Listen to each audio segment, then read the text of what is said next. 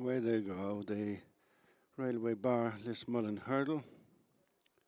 5 over 2.5 miles, shortish enough run to the first flight. It's the mare Jatara, attended by Maxim.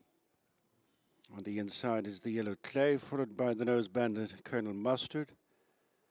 Dropped out in these early stages is Grandero Bello. Lengthy run to flight number 2. Striding on in front by 3 lengths is Jatara.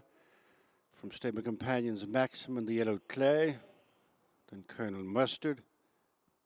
The best turned out went to him, and the back marker is Grandero Bello. Continuing across to the straight for the first time, Jatara gathered in by Maxim, who's now within 3 parts of a length to a length. In third is the Yellow Clay, followed by Colonel Mustard, and finally Grandero Bello. Turning in for flights 2 and 3, Jatara and Paul Townend making the running from Maxim and Danny Gilligan, then the Yellow Clay and Jack Kennedy, followed on straightening by Colonel Mustard, John Shinnick, yesterday's Troy Town winner. And fifth of the 5 is Grandero Bello and Ricky Doyle. Flight number 2, and it's Jatara, followed by Maxim, who landed flat-footed, and then the Yellow Clay, red cap to the inside of Colonel Mustard in the red and white, and the back marker is Grandero Bello. Little or no changes from first to last as they journey on in between flights 2 and 3, the Railway Bar Lismullen Hurdle. Jatara, followed by Maxim, the Yellow Clay, Colonel Mustard and Grandero Bello at the flight in front of the stands, and the last one next time. Jatara on rising ground leads by 2 lengths, Maxim and the Yellow Clay, they're second and third, followed by Colonel Mustard and Grandero Bello. The circuit of race and another 6 flights left to jump soon at the halfway stage as they turn away to flight number 4. Jatara by a little more than a length to Maxim. Third and neck to a half back is the Yellow Clay, the favourite, followed by Colonel Mustard. And the back marker of the quintet is Grandero Bello. Flight number 4, the halfway stage. Jatara, Maxim, the Yellow Clay, followed by Colonel Mustard, joined in rear by Grandero Bello as they turn a left to head down into the back straight to the first of 3. Another 5 flights to jump. It's Jatara enjoying a lead of a length and a half over Maxim. In third is the Yellow Clay, yet to taste defeat here at Navan. 2.5 lengths to Colonel Mustard and Grandero Bello. At the first hurdle in the back straight, 9 furlongs from the finish, it's Jatara by less than 2 lengths to Maxim. And then the Yellow Clay, Grandero Bello on the inside of Colonel Mustard as they jump to flight, bringing them past their point of departure. Little mistake by Colonel Mustard at the back of the field. It's Jatara, who's made all of the running up to this point. He's pursued by the Yellow Clay, who's joined Maxim for the second, then Grandero Bello and Colonel Mustard. Down they go to the flight at the end of the back straight. This is 3 from the end. It's Jatara and Paul Townend in the lead, followed by the Yellow Clay, Jack Kennedy rising in second, and Maxim, Danny Gilligan, being followed to the end of the back straight by Colonel Mustard and John Shinnick, who've regained fourth over Grandero Bello and Ricky Doyle. Now this substantial run to the final 2 flights in the straight. It's Jatara by less than 3 lengths to the Yellow Clay, relegated a spot back to third Maxim, and then Colonel Mustard and Grandero Bello. They're in single file and homeward bound. Jatara by 2.5 lengths to the Yellow Clay, in third and pushed along Maxim, and then Colonel Mustard leaving behind Grandero Bello. Passing the 4 furlong point as they swing into the straight, with 2 flights remaining in the Railway Bar Lismullen Hurdle. Jatara not so far in front of the Yellow Clay, now within a length and a half. Edging into third is Colonel Mustard from Maxim, and then Grandero Bello. Heading for the second last flight. Jatara from the Yellow Clay nudged along in second, followed in third by Colonel Mustard as they arrive at 2 out. Jatara from the Yellow Clay coming to challenge, followed after a couple of lengths break. Colonel Mustard, down the hill they come for the final flight. It's Jatara from the Yellow Clay, who's got a reminder. Colonel Mustard's not out of it. These 3 covered by just over 2 lengths. They're on the run of the final flight. Jatara from Colonel Mustard, quick tightening up on the outside. The yellow K to the inner, coming towards the final flight, and it's Colonel Mustard who's got the better of the yellow clay, and Jatara the final flight. Colonel Mustard over the last, untidy from Jatara and the yellow clay. They're pretty leg weary. 150 yards to go in the Railway Bar Lismullen Hurdle. It is Colonel Mustard and John Shinnick from the yellow clay who's staying on into second ahead of Jatara, but it is Colonel Mustard going in again, has got a new lease of life in recent times. Another big winner here at Navan for John Shinnick as Colonel Mustard won the Railway Bar Lismullen Hurdle for Lorna Fowler. The yellow clay followed in with Jatara. I've got our winning trainer, Lorna Fowler, just come in to join us after stable star. I think you'd have to call him that, Lorna, when you Colonel Mustard won again. 4 years in between drinks when he won at Sligo. Now he's come out and gone back to back. How are you feeling after watching that? Oh, just so delighted, really. I'm delighted for him, actually. Like, he's absolutely the king at home. We're such a small yard, so, you know, he kind of reigns supreme, and he knows it and he loves it. And I think that, yeah, it's like buses, isn't it? You know, you wait 4 years for a win and then they come again.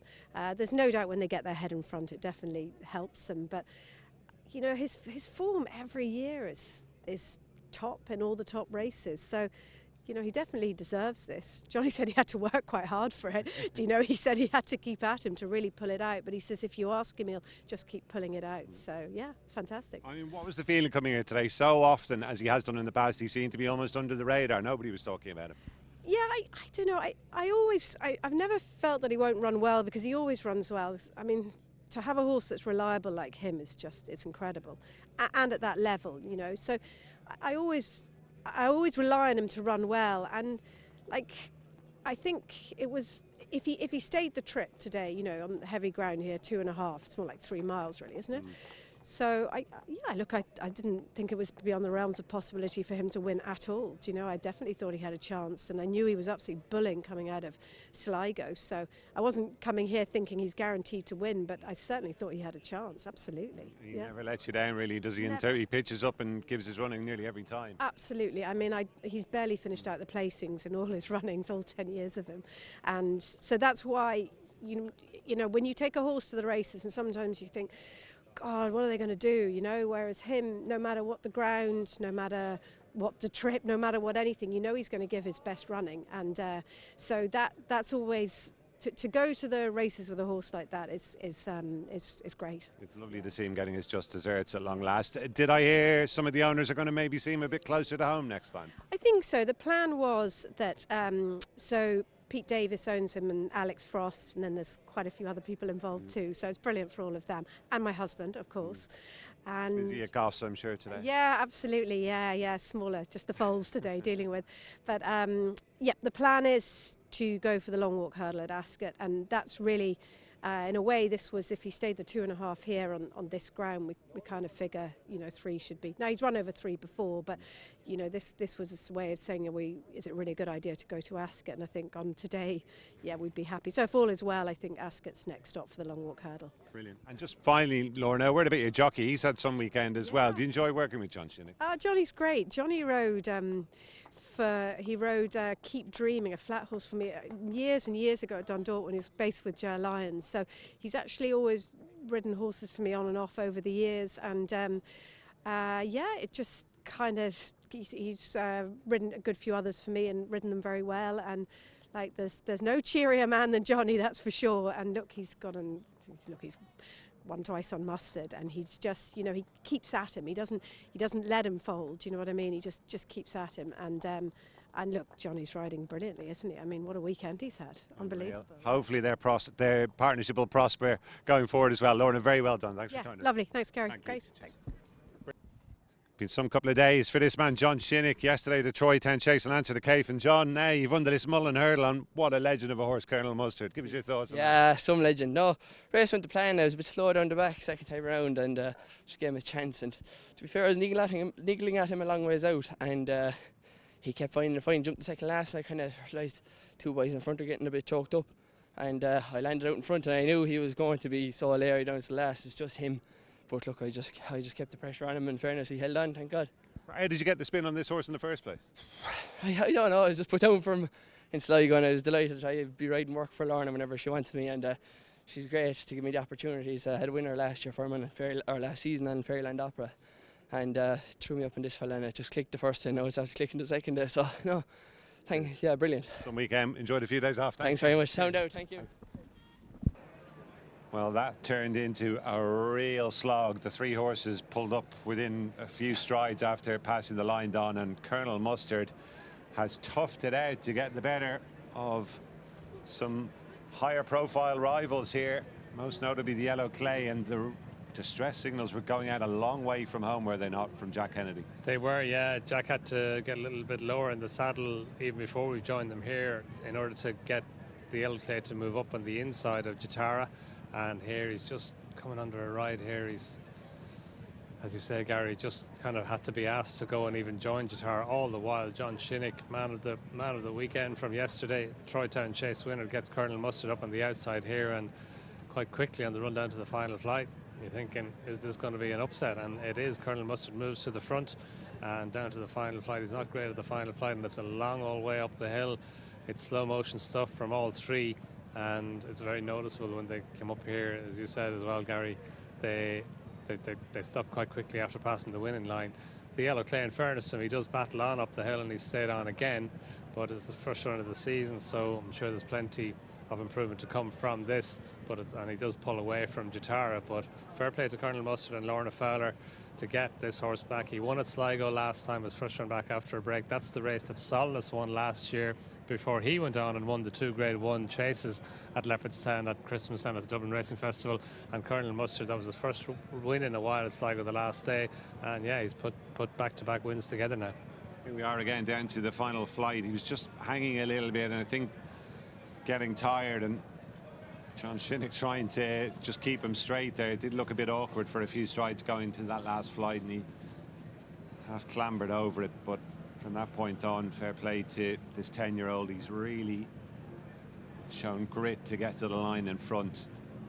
Just one worry maybe for the Yellow Clay. I know he's conceding race fitness to the other 2 in the seasonal debut, Don, that he's ended up having a really hard race in the end. Yeah. I'd say, look, watching the race, Gary, even looking at it live, you're thinking Paul Townend of setting out Jatara, who's got proven stamina, and she's got race fitness on her side. She ran in a handicap on the flat.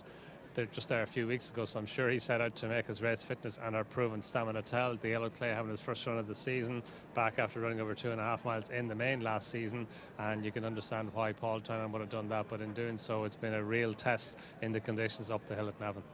Happy scenes then. John Shinnick again front and centre here at Navan, winning for trainer Laura Fowler and owners Alex Frost.